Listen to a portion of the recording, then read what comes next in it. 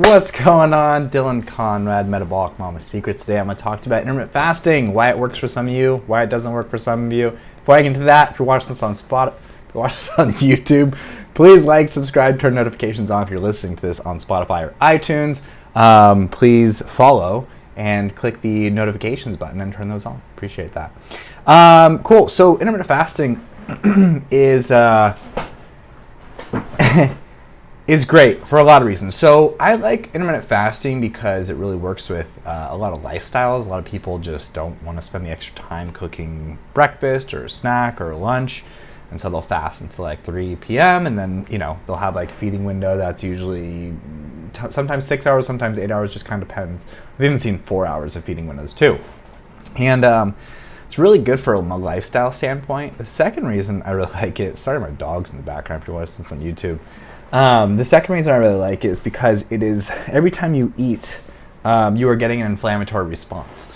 And this really helps you alleviate that by not eating. So you're going to get a lot less inflammation in your body.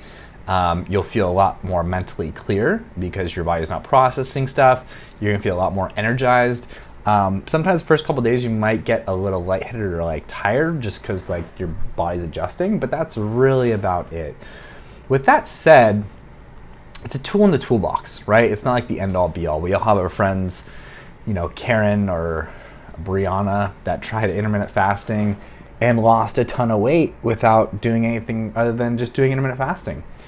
And this is why, okay? So if we took, this is your breakfast, this is your lunch, this is your dinner, and you're eating these three things every single day, and you take out this, now you're eating less. You're just eating the same things.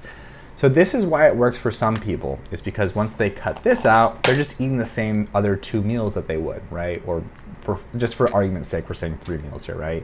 Could be 5 meals, could be 6, whatever. This reason it doesn't work for some people is because we take breakfast, lunch, and dinner here, we cut out breakfast, and then we add like dessert or add extra food to lunch or dinner, which makes us eat more and puts us in a surplus.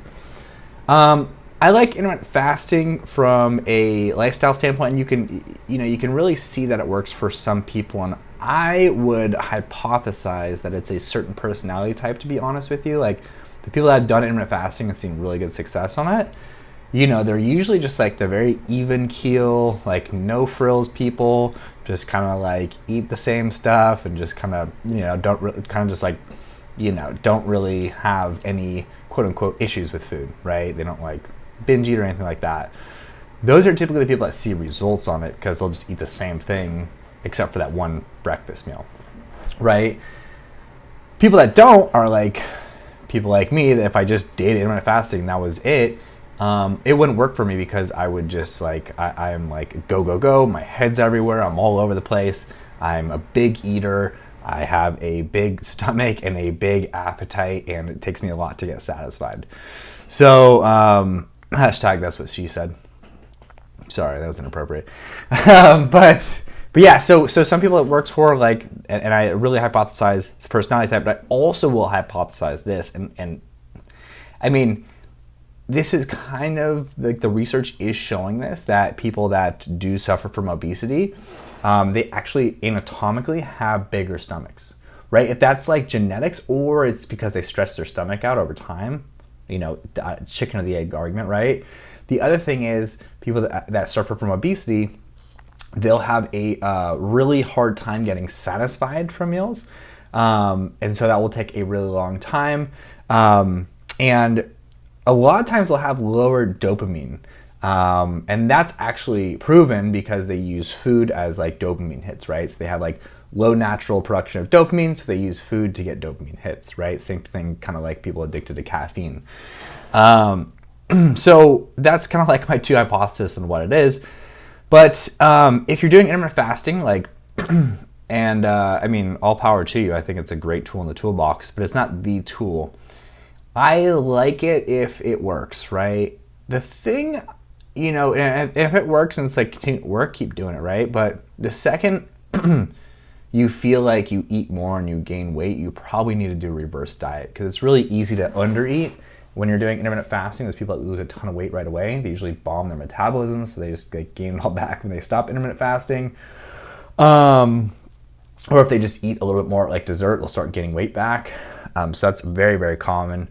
So, I would definitely recommend tracking in some form. And it doesn't have to be like in a food app, but I would say like, hey, I'm getting like a palm of protein, thumb of fats, the hand method.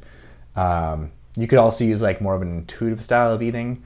And that could really help. But, unless you have these variables controlled, I mean, I love food logging because I'm obviously a coach, so I'm a little biased. But it does give me and my clients the best ability to have success because I'm basically controlling all their variables, right? I'm controlling like their overall intake, the amount of protein, carb, and fat they're having. And so when I control as many variables as possible, the food typology even, I can control the outcome. And I know food typology, I just want to address this real quick because it's like totally outside, well, not totally outside to nutrition, but I always tell people in the fat loss chain, right, the health chain of command, first thing is like overall energy intake. Well, actually, the first thing is recovery. Second thing is overall energy intake. The last thing you need to worry about, which is like underneath even exercise, is going to be the type of food. But we do give all of our clients a food list to eat off of predominantly, right? We give them like 80-20 rule, 90-10 rule, whatever it is. And the reason is because, our program, we guarantee at least 15 pounds of weight loss if you have 15 pounds. So we're going to do everything in our power, right? Even that like food type is like 5%, 2% of like your results, still 2 to 5%. So we want to like really squeeze everything we can out of there.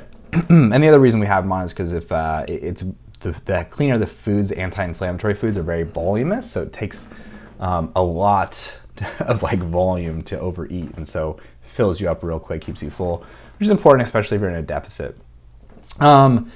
So yeah, I use intermittent fasting. I have used it in the past. I actually wanted to make this because I was talking to a family friend, and I'm like, you look really thin, man. Like, what'd you do?